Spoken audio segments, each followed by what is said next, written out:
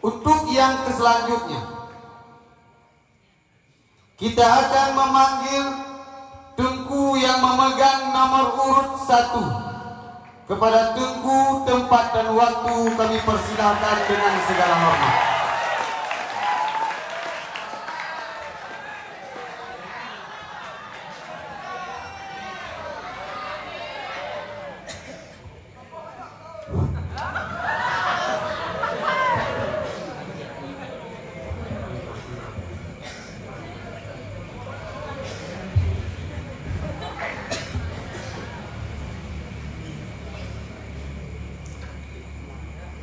أعوذ بالله من الشيطان الرجيم بسم الله الرحمن الرحيم السلام عليكم ورحمة الله وبركاته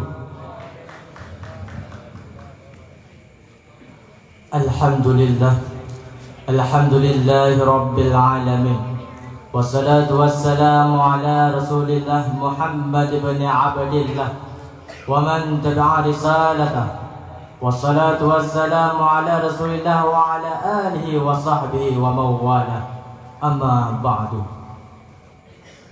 Ta'zim wal ikraman kepada Abu almarhum dan Ummi almarhumah yang berada di Kubah. Hanya doa yang dapat kita kirimkan, Allahumma ghafir lahuma warhamhuma wa'afihima wa'fu anhuma. Ta'zim penghormatan kepada Abu selaku penasihat Dayah Darul Ma'arif dan Dayah Darul Ma'arifah beserta dengan keluarga, dan kepada Abu pimpinan Dayah Darul Ma'arif beserta dengan keluarga, dan kepada Abu Muda selaku pimpinan Dayah Darul Ma'arifah beserta keluarga, dan kepada seluruh dewan guru yang mengajar kami siang dan malam, terlebih istimewa kepada Dewan Juri yang adil lali bijaksana, dan kepada seluruh sidang para talabah yang dimuliakan oleh Allah. Seiring dengan berjalannya waktu, kegiatan pun semakin meningkat. Kesibukan demi kesibukan kian bertambah karena fenomena masa terus berubah serta zaman yang berkembang dengan cara pikir lebih matang.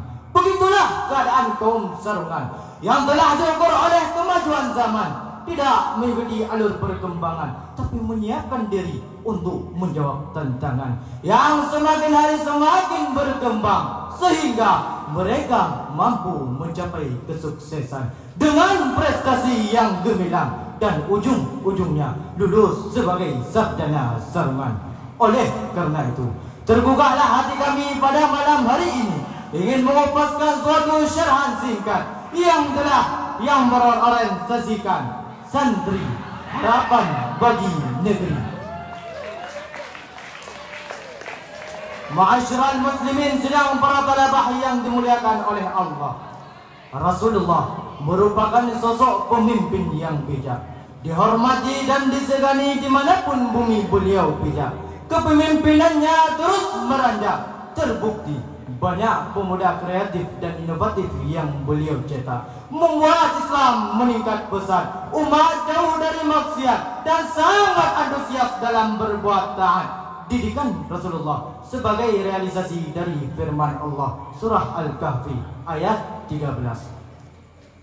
Bismillahirrahmanirrahim. Nahnu naqussu 'alaika naba'ahum bil haqq. Kami ceritakan kepadamu duhai Muhammad kisah mereka dengan sebenar-benarnya.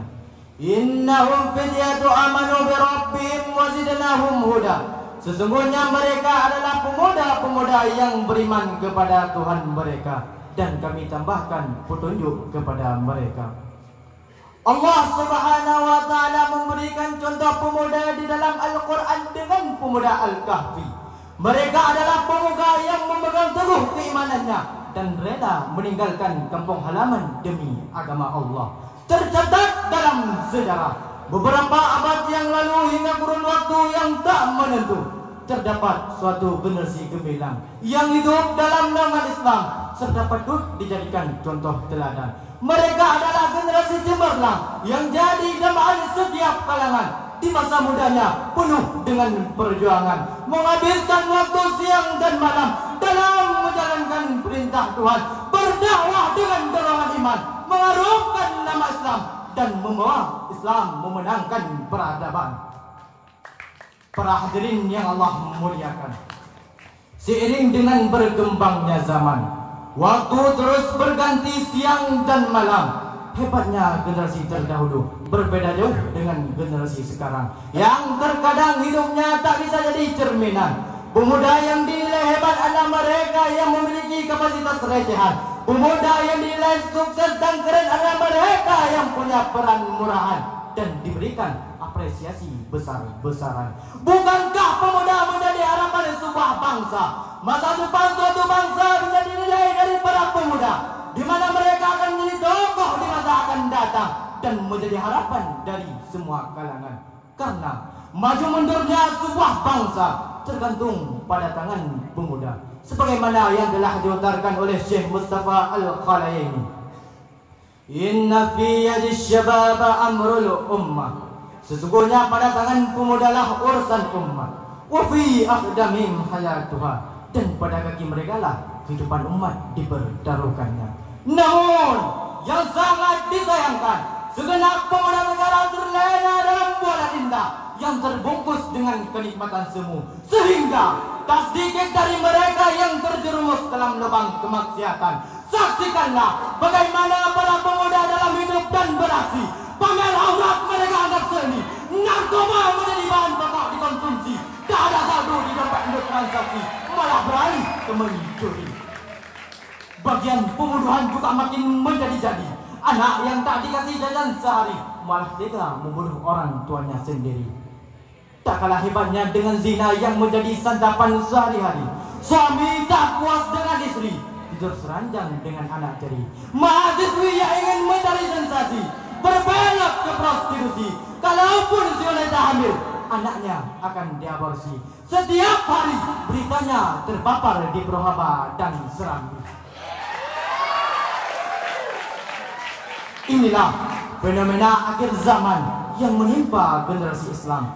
Banyak pemuda yang berperilaku menyimpang. Mereka anggap jalan menuju kebenaran, padahal jelas-jelas tak tentu arah dan tujuan, sehingga mereka kekal di neraka jahanam karena mengikuti jalur para syaitan. Para hadirin yang Allah muliakan, beginikah pemuda yang dijadikan harapan bangsa? Apakah pemuda seperti ini yang ingin dijadikan pemimpin negara? Sungguh, jika suatu bangsa diserahkan pada orang durjana, maka rakyat akan merana, negara menjadi porak-poranda, agama hancur binasa. Lantas, kepada siapa juga kita menaruh harapan menyerahkan agama dan bangsa di masa akan datang? Lebih tepatnya kepada para sarjana sarungan. Mengapa tidak? Krisis akhlak yang kian meningkat, terutama di kalangan generasi muda, mengingatkan kita betapa pentingnya pendidikan agama. Karena pendidikan agama lah yang menjadi fundamental dalam membina budi-pekerti luhur. Dan ingatlah, pendidikan ini hanya bisa didapatkan di pondok pesantren ataupun daya. Ma'asyiral muslimin, para hadirin yang Allah muliakan, daya merupakan salah satu area terpancarnya cahaya dari jannah, tempat meneruskan perjuangan Rasulullah dan tempat belajar tak kenal lelah. Walau sebagian penghuninya tidak tamat sekolah, tapi lulus dari daya tidak mengharapkan ijazah. Hidup tidak harus memiliki harta berlimpah, apalagi tinggal di tempat mewah. Walau hidup dalam keadaan susah, tidak menjadi alasan untuk menyerah. Karena dari tempat inilah lahirnya para sarjana sarungan yang akan memegang tongkat estafet di masa akan datang. Siapakah mereka? Mereka itulah para santri yang hidupnya berselimut sepi dan terbelenggu di penjara suci. Hatinya terpaut dengan sang ilahi, jiwanya memegang arah sunnah Nabi. Tiada hari yang mereka lewatkan tanpa mengaji. Separuh hidupnya digunakan untuk mengabdi agar mengalir berkah dari Murabbi. Tujuannya hanya untuk meraih ridha ilahi serta mendapatkan syafaat dari Nabi. sehingga mereka mendapatkan surga yang abadi. Sebagaimana Rasulullah menjamin bahwa para santri di dalam surganya Allah lewat hadis yang diriwayatkan oleh Imam Muslim. Man salaka tariqan yaltamisu fihi ilman, barang siapa yang menempuh satu jalan untuk menuntut ilmu, sahlallahu bihi tariqan ilal jannah, maka Allah akan memudahkannya jalan menuju surga. Ketika kita menyaksikan rentetan kisah perjuangan dan kehidupan para santri, maka tak bisa diragukan lagi kualitas para santri untuk memimpin agama dan negeri.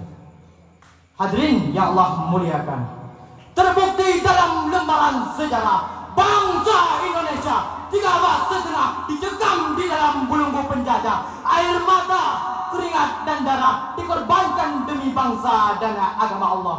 Sampai-sampai ribuan juhada tewas berkalangan tanah, hingga akhirnya tepat pada tanggal 22 Oktober 1945 digaungkan resolusi jihad oleh Kiai Hasyim Asy'ari beserta ribuan para santri yang menanamkan rasa cinta pada negeri.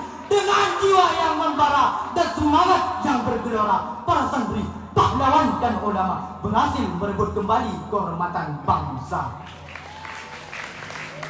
Dalam hati kita juga selalu terpatri sosok ulama yang gagah dan berani menegakkan agama Allah sampai ajal menanti.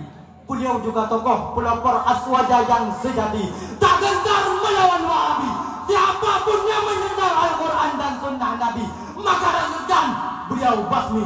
Siapakah beliau? Itulah Syekhuna Abu Muhammad bin Zamzami. Ma'asyiral muslimin, berbagai realita dan fakta telah terhidangkan, yaitu semua menunjukkan bahwa para santri benar-benar layak dan pantas dijadikan harapan.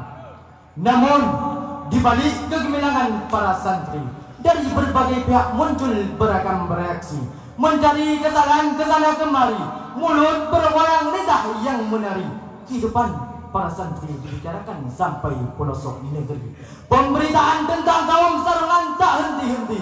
Ramai orang yang memuji, tak sedikit pula orang yang mencaci maki, mengatakan santri tidak bisa beradaptasi, hidupnya kolot dan tak bervariasi, fashionnya hanya sarung dan peci, serta berbagai perkataan dan hinaan yang dilontarkan. Gaya santri norak dan kampungan, bodoh dan tak punya masa depan. Masih banyak lagi tudingan-tudingan yang mereka lontarkan.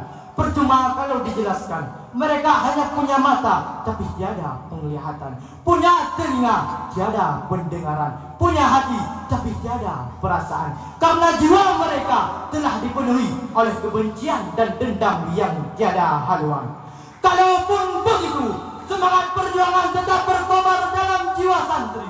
Mereka memang tidak hebat, tidak punya tubuh yang kuat, apalagi memiliki berbagai macam alat. Tapi jika ada tembok yang menghalang, mereka siap mengoncangkan, karena semangat juangnya tak pernah goyang. Santrilah pemegang tongkat estafet di masa akan datang. Kepekan sayapnya di masyarakat sangat dinanti-nantikan, dan santrilah yang layak dijadikan harapan untuk memimpin agama dan bangsa di masa akan datang. Para hadirin yang Allah muliakan, yang dapat kita ambil intisari dari syarahan singkat saya di atas ialah, di tengah-tengah manusia yang kehilangan akhlak, maksiat makin merebak, kezaliman terus memuncak, perilaku menyimpang yang selalu bergerak, membuat mental pemuda dari rusak. Tapi tidak dengan para sarjana serungan, karena pada mereka lah umat menaruh harapan, menyerahkan agama dan bangsa di masa akan datang. Dengan berkembangnya zaman, dunia yang terus menggantikan arah dan tujuan, perubahan yang melahirkan bermacam corak tantangan, dan semua pihak menyodorkan hujatan, bahkan ancaman. Tapi di tengah-tengah keadaan yang demikian, para santri tetap mampu bertahan. Tidak perlu menutup mata dan telinga, karena inilah fakta dan realita bahwa para santri sudah selayaknya menjadi pendekar zaman adidaya. Tak usah silau dengan keadaan, sebab sarjana Zarman mampu mengoncangkan dunia.